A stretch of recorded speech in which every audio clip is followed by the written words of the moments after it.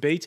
And we're looking at the situation in Mali and asking how you get the state back up and running after the French intervention there. We're talking about it with Gao native Abdoulay MAIGA, who is with us in the studio. Thanks for being with us. Also with us, American journalist and filmmaker Michael KIRTLEY. We won't ask you when your first trip to Mali dates back to. Well, when I was 20 years old. Okay, how about that? There you go. Day before yesterday. Also with us, Franco-Congolese blogger Jean-Hugues KABUIKU. Thank you for being back with us. And Luke Brown, we mentioned in part one, you're just back from Gao. We're going to take a look now, as promised at the outset, at that segment of the story that you filed for Reporters, the France 24 investigative news magazine. Now, we're going to pick up where you're on the outskirts of the northern city of Gao. Just outside the town, a second Islamist militia was based at this camp. The fighters of the Mujahideen considered Gao their stronghold. Now the zone is under the control of soldiers from Niger, part of the multinational African force in Mali.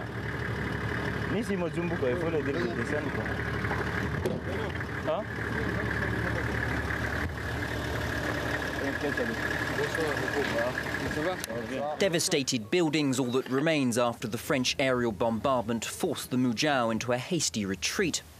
And in the middle of the ruins, abandoned equipment and documents, lists of local recruits, mission reports, even passwords for their checkpoints. 100 Mujahideen fighters trained here, heavily armed with weapons imported from Libya. The jihadists may have fled, but their threat is still tangible. This local refusing to talk, scared of retribution.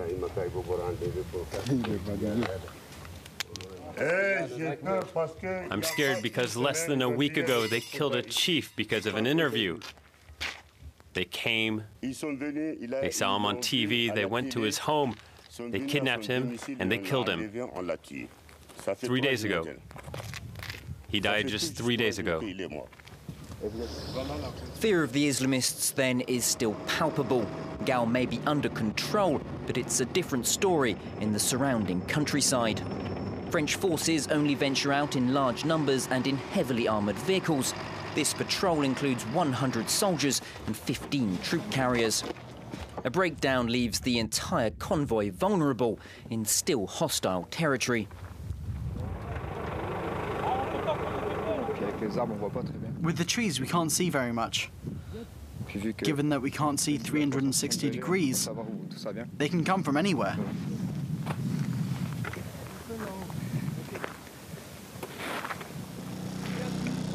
This is no man's land, ideal for the jihadists' guerrilla tactics. For the French forces, any civilian could be a potential enemy sympathizer.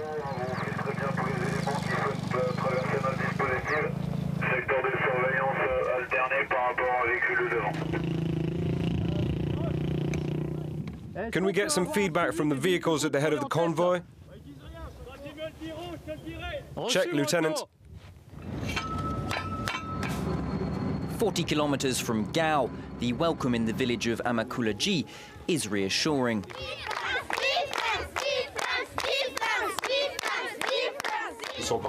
The objective for the French forces, root out any Islamists and reassure the villagers. Since we came here, they haven't come back? You never saw them again? Up until now, we haven't seen them. But once you go, who's to say they won't come back? Or that they're not hidden somewhere? No one. We're very shaken up. They left us traumatized. Back in Gao, the Malian forces don't have the same resources as their French allies. With binoculars, it would be better. Colonel Major Didier Dacko is the commander of regional operations. What weapons do you have here? Today, the colonel is inspecting a sentry post on the banks of the Niger River. Is there another observation post on this side you're in contact with? Yes, but... So how do you establish contact with them? Well, we don't have a radio. Oh, I see. With no radios, no binoculars, no bulletproof vests, the Malian army lacks equipment and it isn't ready for a French withdrawal. Its reputation was already damaged by last year's retreat. After helping liberate Gao, the military is only just regaining credibility with the local population.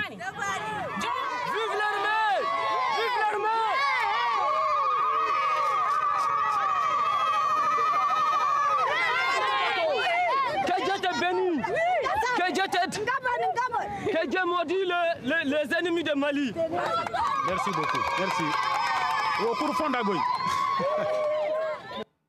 Not too many people on the side of the road there, Luke Brown. By the way, you can see that report in full on our website or in Reporters, the France 24 investigative news magazine at 9:45 p.m. Paris time. Luke, you talk about the Malian army regaining credibility. Guests we've had on this show say basically in a lot of places in the north, the Malians don't mind seeing the French, but they don't want to see their own army back. Well, I think if you go to Kidal, for example, the MNLA Tuareg rebels, what's their stronghold, is also they're still basically in control, along with the French army and the Chadian army in Kidal. There's no way at the moment that the Malian army could go there. They would be greeted with bullets, basically. So that means, to what extent is the Malian military unable to go north in its own country is somewhat surprising. Do they deserve that reputation? Well, what happened last year, the coup d'etat, the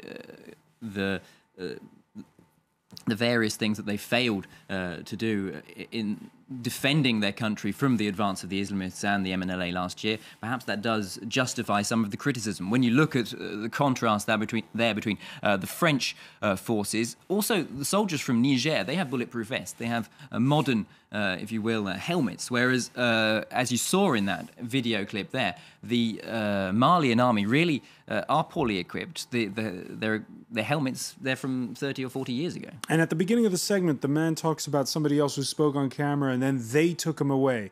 Who's they? Well, that could be... it's not necessarily the Mujahid, it's certainly the Islamists, but they brutalized this man. He was a 60-year-old Arab chief who, not necessarily then the enemy of the Mujahid, but he spoke out to the Malian TV about a week before we were there, and then he was simply abducted from his home by Islamists. We don't know who necessarily. They came in from the bush into the town. They took him out into the... And that's according to who? That's according to his body was found and he was hospitalized. But that he'd been taken away by I can't say for sure that it was the Mujahid. He was denounced for. He was abducted because he had revealed what had gone on during under the Islamists. So there are revenge killings going on. Michael KIRTLEY, the revenge killings aren't coming from just one side. Well, today, unfortunately, I actually have an example of that. As you've reported here already on France 24, you have had abductions that have taken place on the part of the Malian army against the local populations, notably the Tuareg and the Arab populations in Timbuktu and to the south near Gao. And the concern is very strong, and this began quite a while ago after the MNLA and the Islamists were able to defeat the Malian army in the north, when there was a lot of talk of revenge on the part of the Malian army and even in other sectors in Bamako. As a matter of fact, there have been death lists that have been put together in Bamako. Well, over the past couple of months, as the Malian army has advanced into this area, there have been several reports of abductions and killings of the local population. And today, at about 4 o'clock in the afternoon, I received a call from a town called Usaga near the, about 150 kilometers south of, it's not a town actually, it's more of a camp to the south of Gao, from a family that I know personally. And the story was, it was by the women. The women were there abandoned because the men of that town had just been kidnapped, just been abducted by vehicles belonging to the Malian army. They were dressed up in the Malian army. The people were, the soldiers, whether they were militia or whether they were regular soldiers, I wasn't able to determine. How many men abducted? They said something like 30 vehicles. were there. And how many people were abducted? In such a situation, I think it's important to put a name to people. One of the sort of the head of the clan there is named Geish Ag Mubarak, and he was 70 years old, and he was taken away with three of his younger brothers. And they were taken into the desert. And this has happened multiple times over the past several weeks. And why would he be taken away? Well, it's a good question. From what his family was telling me, they were getting ready to leave and go to a refugee camp in northern Burkina Faso. What's very interesting, though, is that and he's Tuareg. He's Tuareg, yes, he's Tuareg. And then what had happened is that the people had come and taken these men, taken them into the desert, wherever, but they had found the keys of his vehicle and then come back for his vehicle in the same village. So this was a very coordinated attack, on these particular people. But I don't think that it's unusual.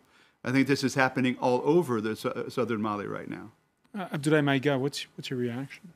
Well, I wouldn't know if it's an organized act from the Malian army, but I think it's more like sectors of the army who are probably seeking revenge, and without any proof, they're probably... I think the conflict is basically due because, as you said, he's Tuareg, and they have a lack of confidence towards the Tuareg, and there's this conflict going on in the north between the non-Tuaregs and the Tuaregs. And I think that certain people in the army have this sense of vengeance and are trying to take individual revenge on the Tuareg population, which, once again, I do not think is the way to proceed, because the Tuaregs, as much as the non-Tuaregs, are Malian nationals, and they have been there as long as the non-Tuaregs. They have the right to be there, and it's not right to kidnap innocent people, because it's not just because you're a Tuareg that you're forcefully with the Islamist movement. And so I think that these acts should be condemned, and this is not the way that we want the country to be seen. And my question is, why aren't the French condemning these attacks? Because this isn't the first example. You've reported already on France 24. Why isn't the president of Mali, Jaconda Traoré, why isn't he condemning this more strenuously? In other words, if you're not going to condemn the Malian army or the Malian militia for doing these sorts of things, that sort of gives them a license to be able to do it. But once again, I think it's due to this lack of information, lack of communication, lack of organization. And I think that Jonguna is not forcefully, well, he probably has heard and he's aware, but he probably doesn't know exactly which people are acting. And as you said, they came, we think it's the Malian army. Well, they were dressed as the Malian army. They took them into the desert. All right, and they took them into the desert somewhere. And I think it's very hard to coordinate all these movements. But I think that, yes, Jonguna should be condemning such acts. Both the French president and the defense minister have warned the Malian army against committing revenge killings or atrocities, but they haven't gone into specific cases. The report, I want to get your reaction to what we saw, that excerpt of the report, and seeing those images of your native city.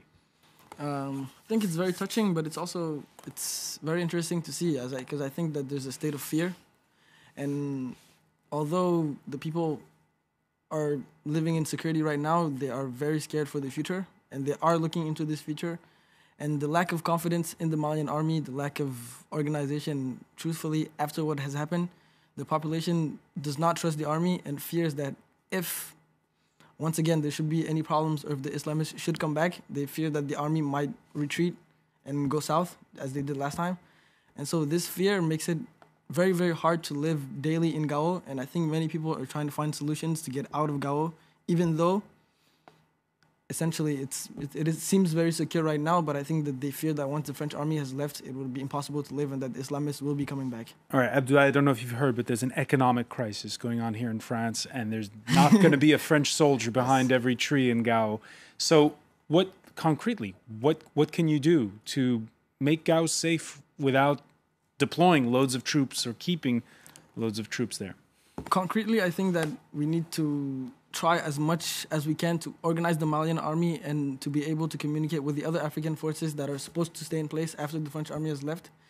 Because after the French have left, it's supposed to be the United African Nation that are supposed to take over and supposed to have their troops securing the territory before the Malians can do it for themselves.